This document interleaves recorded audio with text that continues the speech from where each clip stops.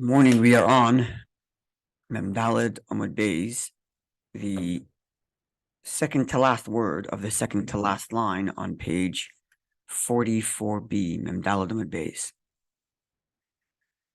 Where we are is the Braisa elaborating, the Braisa with the Gemara's commentary,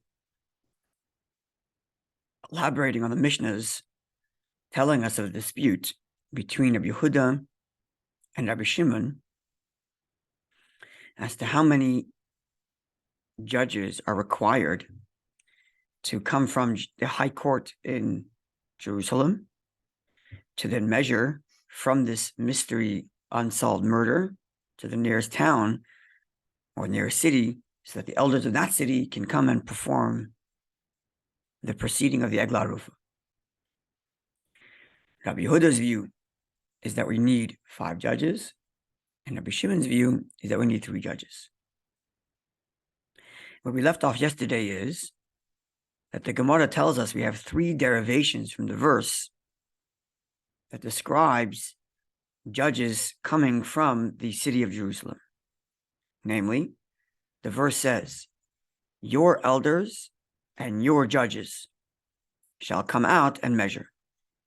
The key words here being your elders and your judges. So the 3 derivations are, number 1, elders in the plural, number 2, judges, and number 3, the your, as opposed to the elders. It says your elders. So Rabbi Yehuda says, let's start with Rabbi Shimon actually. Rabbi Shimon says the fact that it says elders implies 2, at least, right? And we cannot have an even bezdin, so that makes it a 3rd. That's elders. It says judges. Well, that means it cannot be just simply elders that are old of age from the market, as the Gemara puts it. Well, maybe it means the lower court. Thus says the verse, your elders, to imply the highest of the amongst your judges. So there's the 3 derivations. Plural, minimum of plurals 2, giving us 3 judges, because you cannot have it even bezdin. Judges and not elders from the street. Your elders, the highest of your judges. Thus, 3 judges from the high court. Rabbi Shimon's view. Rabbi Yehuda's view is, well, the fact that you don't use elders from the market, just older people, is already precluded from the fact that the verse says elsewhere, Hashem tells Moshe Rabbeinu, gather the elders. And those elders refer to judges. So we already know elders don't mean just old people, they mean judges. And therefore, what are the 3 derivations used for? Your elders in the plural gives us 2. Your judges in the plural gives us another 2. We cannot have an even bezdin, therefore we make it 5. And the 3rd derivation of your tells us it's the highest court.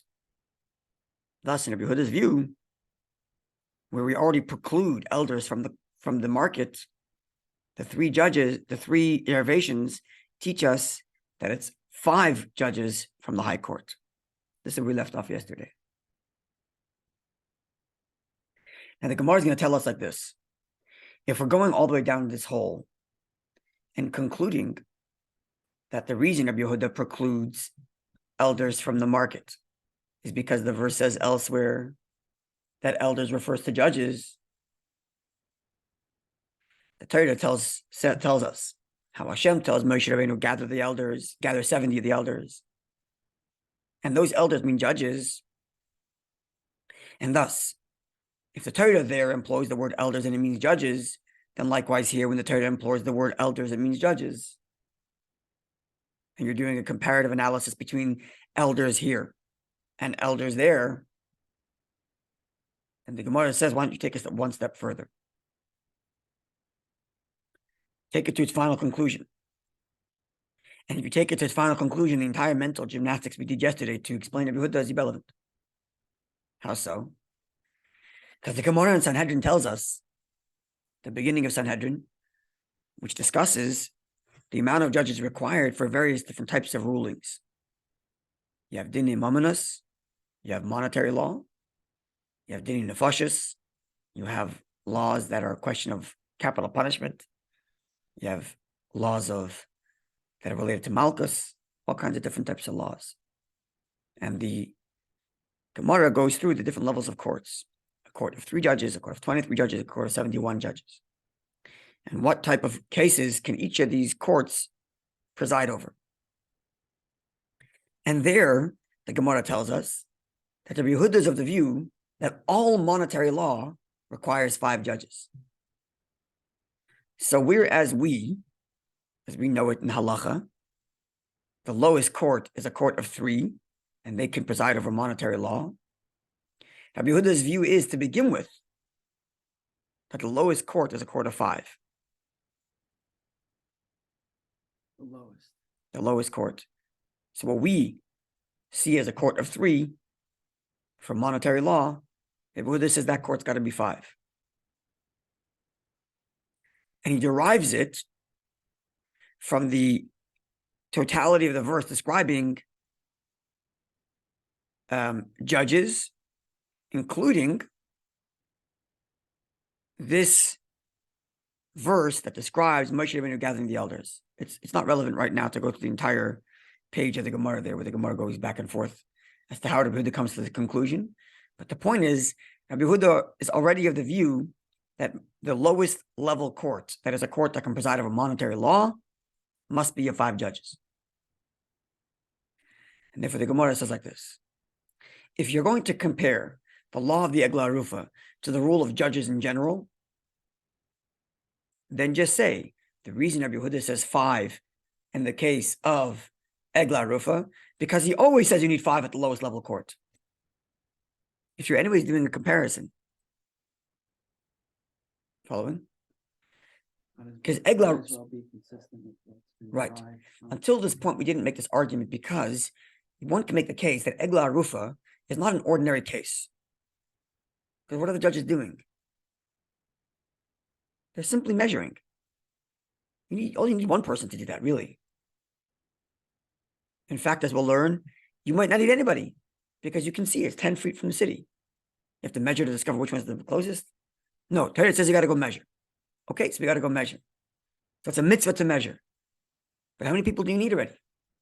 When it comes to presiding over a case, you need to have multiple judges so you can have a majority and a minority. And there, the dispute in the Gemara and Sanhedrin is, does the majority minority have to be 2 and 1 or 3 and 2? But you can make the case that Eglah Arufa is a separate law completely. And that the Torah says to send judges from the high court of Jerusalem to measure. So we do that. How many do you need? 1, 2, 5, what's the difference? Derive it from the words that describe the law.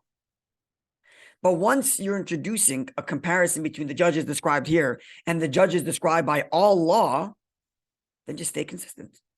Eglah Arufa is like all of the laws. All of the laws have a minimum of 5 according to Yehuda, so you need a 5 over here. Clear on the Gemara's question?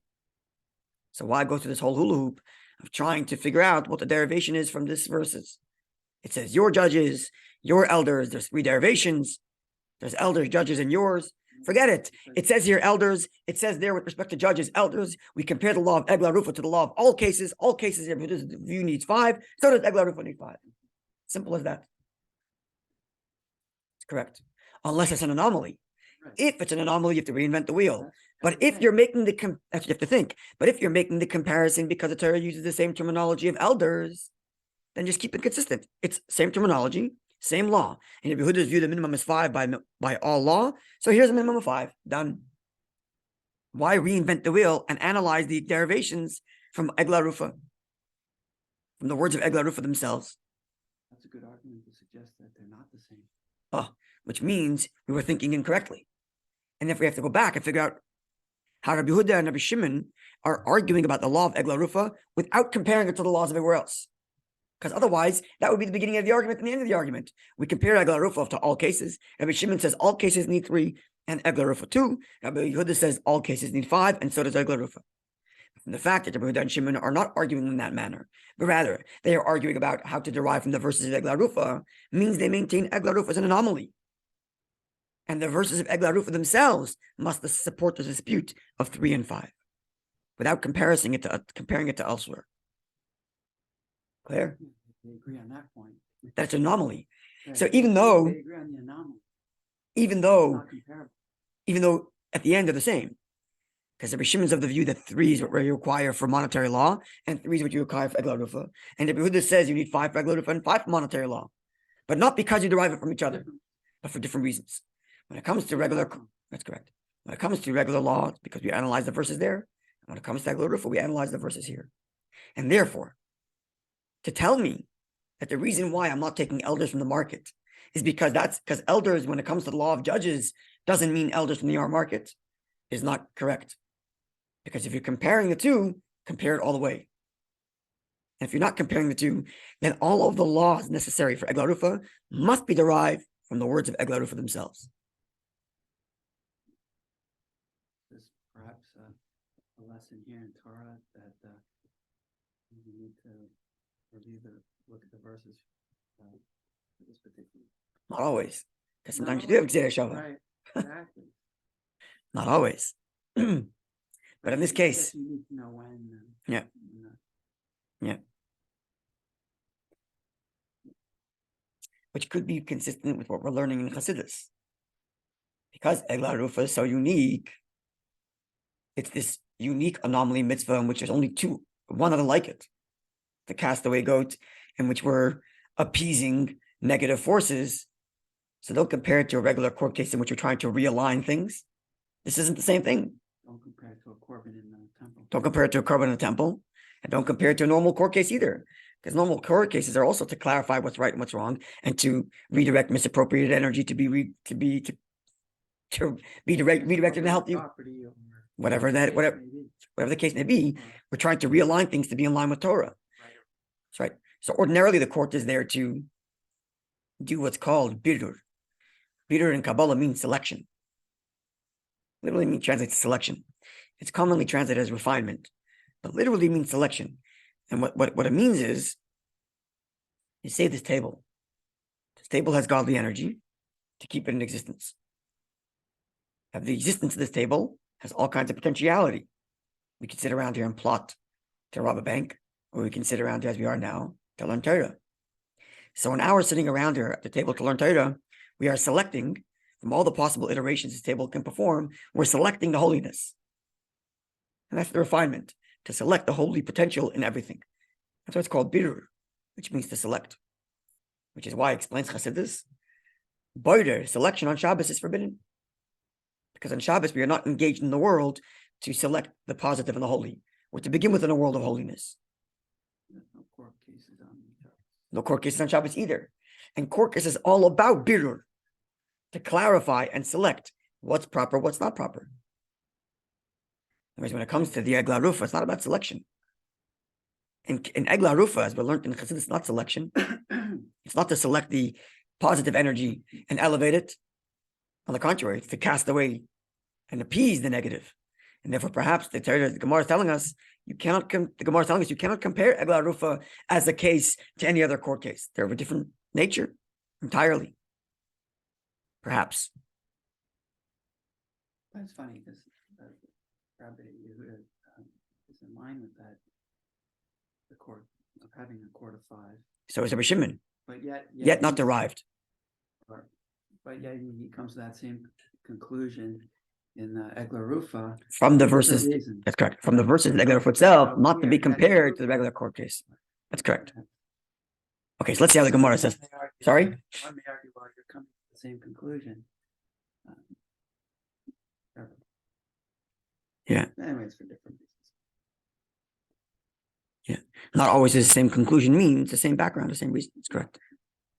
Okay, so let's see. Let's see how the Gemara phrases it. Second to last, we're in the second to last line.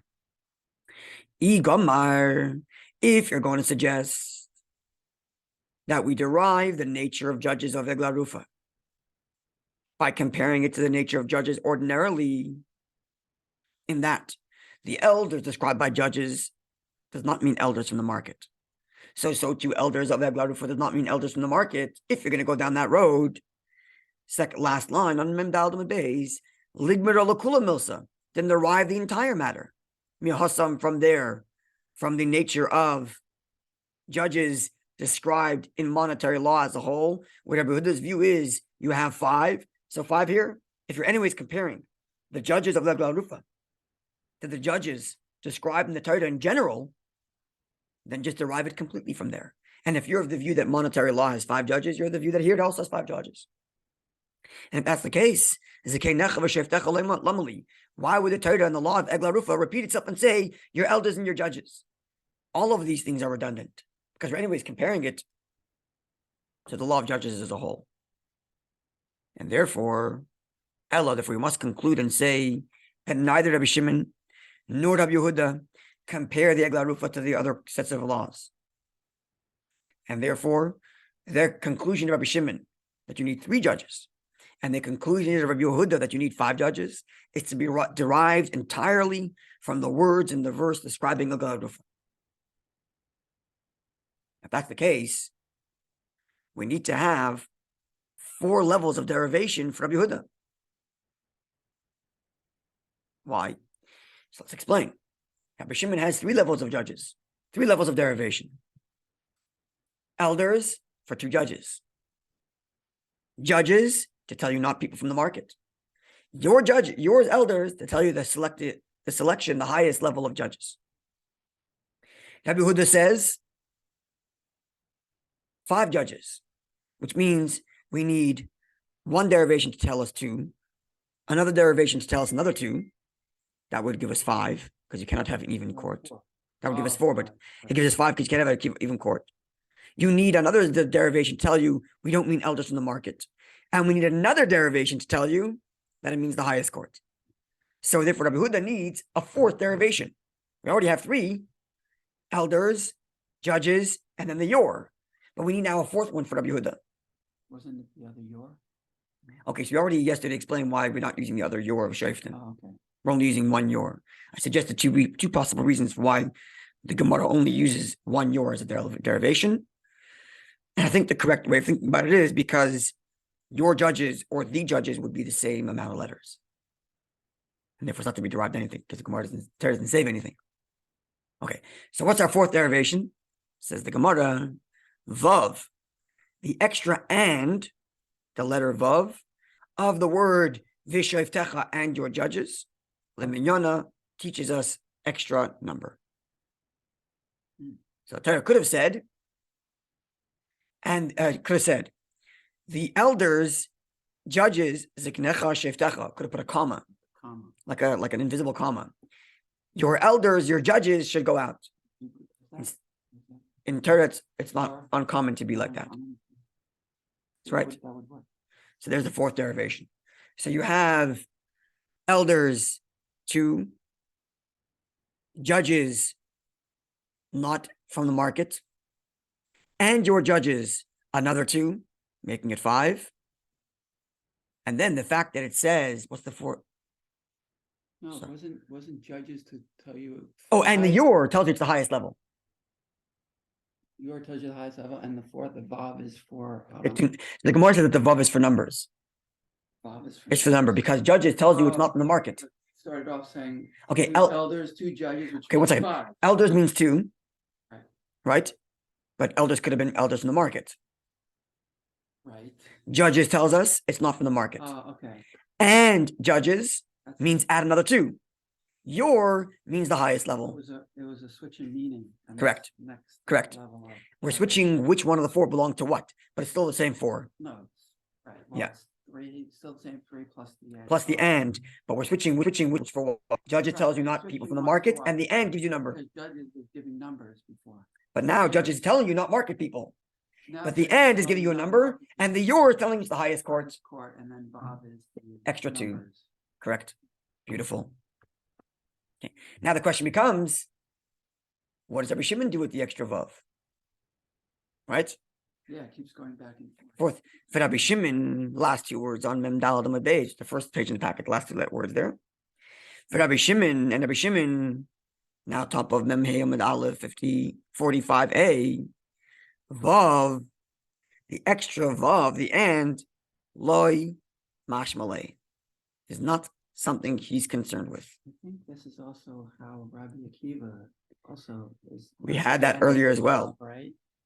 learning something about, I forget in what context, but he precluded the vav and meaning. That's right. That's right. We had this. Two camps. That's correct. Of the vav. Of the vav. In other words, is it okay to expect Torah to have an invisible comma? Rabbi Shimon says no, and therefore the word "and" is not something to derive from. It's necessary for the syntax. But Rabbi Huda says no, we could have had an invisible comma, so the "and" is extra.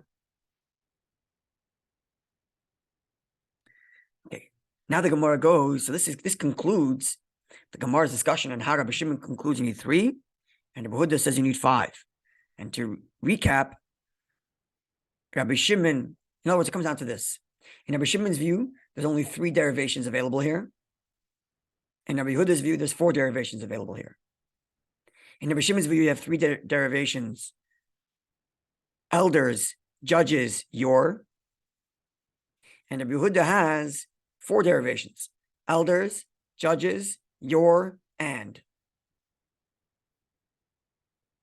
And if you have 4 derivations, then you have 2, giving us 5, not market, and highest. Or if you only have 3 derivations, it's 2 judges, giving us 3, not elder, not market, and highest court. That's it. Unless the dispute, 3 or 5 judges here. Okay, skip the parentheses. A few more lines. Now the Gemara asks the following question. Ela mayata, only now, considering both Rabbi Huda and Rabbi Shimon's line of reasoning. What is their line of reasoning? That every time the Torah uses the term in plural, it adds another 2. Right? Wait, say that again. Every time the Torah uses another plural, it adds another 2. Or it uses a plural term, then it means a minimum of 2. Right? Then if that's the case, let's go through the entire verse and see how many times the Torah uses the plural describing the people arriving to judge, and I keep on adding. So we ask, is that the case? V'yotzu, the Torah says, and they shall go out in the plural. Shnayim is 2. Umadatu, and they shall measure. Shnayim another 2. Which means they each need to add 4 to their total. And therefore, let Rabbi Yehuda, according to Rabbi Yehuda, which to begin with needed 5, add 4, Harei kan tisha, you need 9. Let Rabbi Shimon, who to begin with said you need 3, Harei kan shiva, you need 7 because you're adding another 4. If every time the Torah uses the plural to describe their activity, right? We said earlier that every adjective gives that's in plural gives us another 2. Okay, there's 2 more times the Torah uses plural. Because the Torah describes it again in plural. They shall go out, they shall measure. Different adding, you mean every time it says they. It's the same verse. Same verse. And they shall go out, and they shall measure. Your judges, your elders. So that's 4 plurals. The they of they shall go out. The they of they shall measure. So in addition to judges and elders, you have 2 more plurals. Have the they. They shall go out. The pronouns being. It's correct. They shall go out, and they shall measure. So if the logic is, in other words, it's possible. Let's put it this way. Without Rabbi Huda and Rabbi Shimon's discussion, I would think like this. If I'm describing 2 people going on a trip, and I said they went in a car, they went on a bike, they went on a boat, they fought, they made up. I don't add numbers. I'm just saying it's just a referral to the same 2. The same 2. But the Rabbi Huda and Rabbi Shimon aren't doing that. They're arguing, oh, the plural of the elders and the plural of the judges are actually not the same plural, 2 different people. So you're arguing, says the Gemara, that every time the Torah uses the word they again, it means another 2. So they violated their own law because they didn't add. Then you should have added 4 more, because there's 2 more where it says they shall go out and they shall measure. Says the Gemara, you're right. But ahahu, those verses, and they shall go out and they shall measure, is not free for derivation. Remember, we described this earlier, that in order to derive new law from the Torah, the words being used have to be unnecessary. But if they are necessary, they have to be free for derivation. It's what's called mufna in the language of the Gemara, which means free. It's available. If it's already being used to derive something else, you cannot compound more derivation. So it says the Gemara, the Frahu, those words, and they shall go out, and they shall measure, Meboile are already needed for something else we learned. In a different matter? In regard to the law of Egla Rufa, but not in regard to how many judges. Namely, the Yatsu, they shall go out, teaches us, Hain, that they shall go out, not their emissaries. The judges themselves have to go out to measure, and not someone else. So when it says they there, it's not to add another two, but to say they specifically are not their agents. So the they here is not free. They're still referring back to the original. It's correct. It's not free to add more. And likewise, umadadu, and they shall measure, also teaches us something unique here. Namely, shafilu nimtza ba'ol le'ir, even if it's to be found 10 feet away from the city. And the next city is 100 kilometers. So I need to measure to figure out which city is closest. I know which one's closest. It's obvious. Nonetheless, they still have to measure. Mitzvah lasik bebedida, because it's a mitzvah on them to do measuring, not that they know the conclusion. In other words, like this: had the Torah not said they shall measure, I would have concluded the objective here is to get the result of which city is closest. But because it says they shall measure, the Torah is telling you this is not about finding out which city is closest. You may already know. It's about they going and measuring. So the they here is not free to add extra to. It's to tell you that those same original guys actually have to do the measuring, even if they already know the foregone conclusion before they measure. Where is that derived?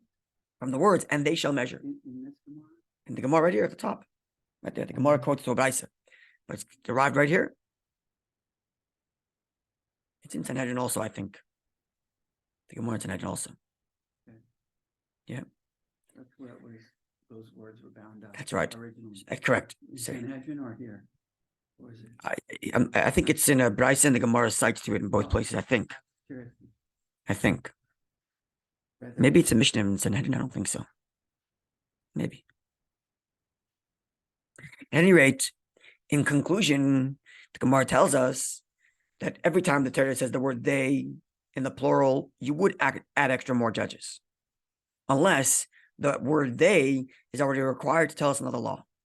And in this case, they shall go out is there required to teach us that they cannot send agents.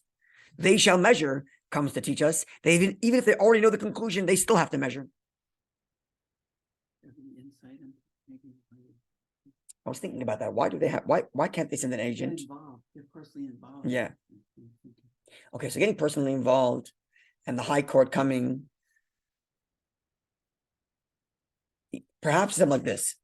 Right, Tzemach Tzedek said in the mimer there that the reason why we're appeasing the negative forces is because Jews are all interconnected.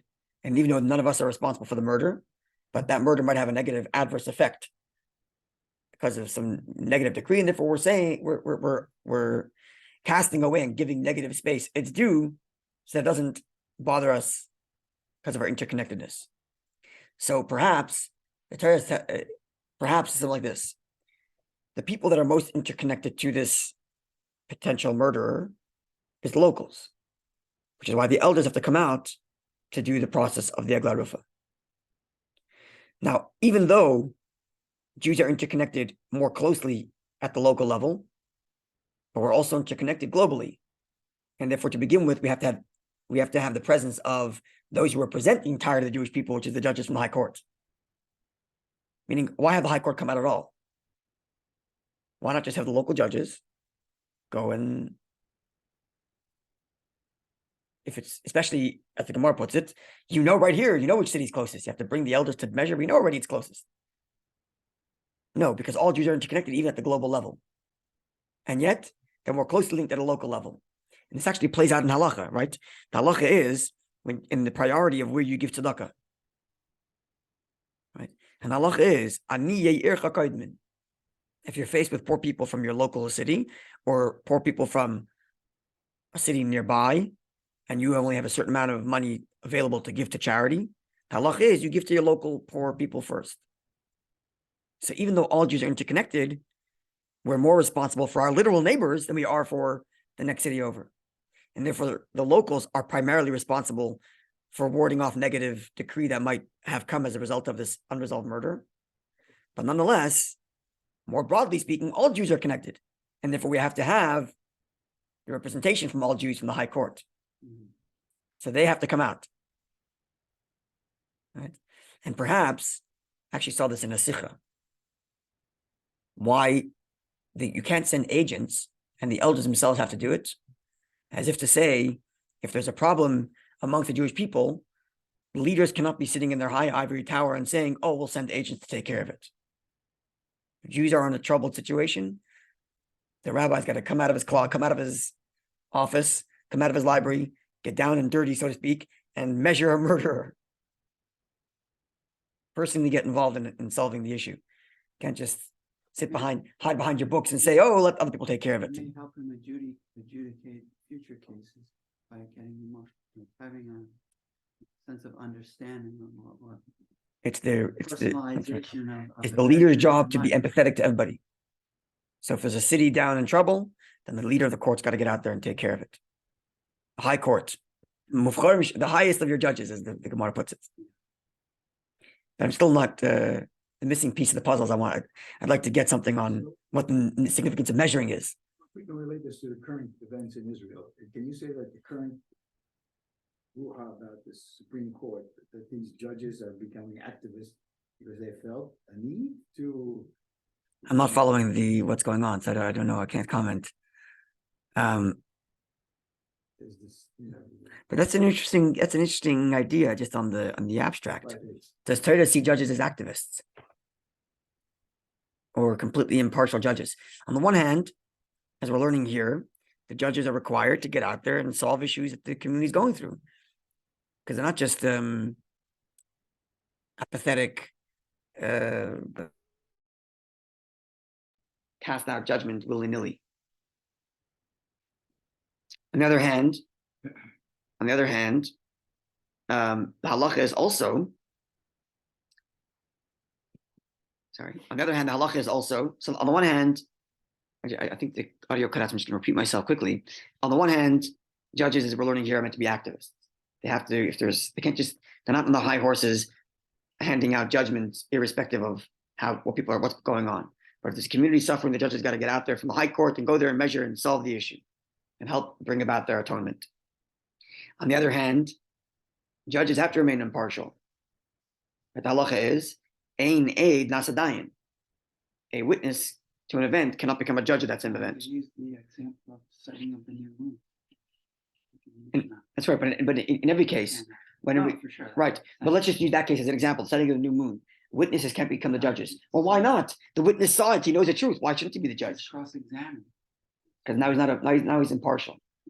And when it comes to he's not impartial anymore. Right. Like when it comes to, for example, let's say take an extreme case, a murder, right? So a judge happens to be a witness to a murder. Why can't he be a judge for that case? Why can't he be a judge for that case? He saw it. He's the best judge. He knows what happened. No, because now you can't be partial. And it's a judge's job to go find a way to help exonerate that murderer. And you, as a witness, will never be able to do that. And therefore, not with you as a judge. So on the one hand, actually, the fact that he remains impartial is actually to the benefit of the defendant. So it's an interesting thing. I'm thinking out loud. It's an interesting question as to this question of whether judges should be activists or not, and how Torah sees that. And I imagine, like in most questions of politics, Torah finds itself combining the best elements of all political views. Or to rephrase it, as the previous ever put it, all political views get their value from the little bit of truth they have in them connected to Torah. Right? So if a political view exists in the world that has 5% that's positive and 95% is a negative, then that 5% will find itself in Torah. So in that sense, I imagine Torah is not going to have the same, one side or the other in this question, but it's a good question. Something to think about. I'm going to give more thought to that.